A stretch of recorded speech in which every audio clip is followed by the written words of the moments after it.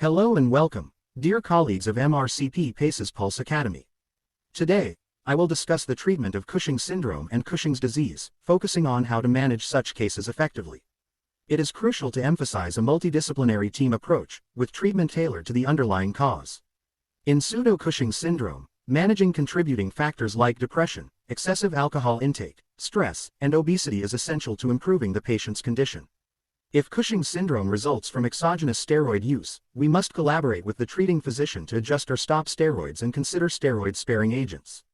For ACTH-independent causes such as adrenal adenoma, hyperplasia, or carcinoma, treatment options include surgery, e.g., adrenalectomy for adenoma, medical therapy or surgery for hyperplasia, and surgery or supportive care for carcinoma, depending on its operability and stage.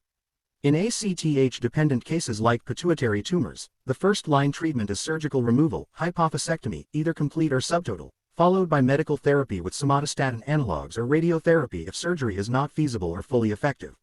For ectopic ACTH-producing tumors, such as bronchogenic carcinoma, the thoracic surgeon and oncology team will assess whether the tumor is operable and plan chemotherapy or radiotherapy if surgery is not possible.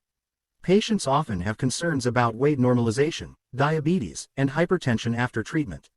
It is important to counsel them that while weight and blood pressure may improve, diabetes may not fully normalize but should become easier to control. Finally, long-term follow-up is essential to monitor for complications like Nelson's syndrome following bilateral adrenalectomy.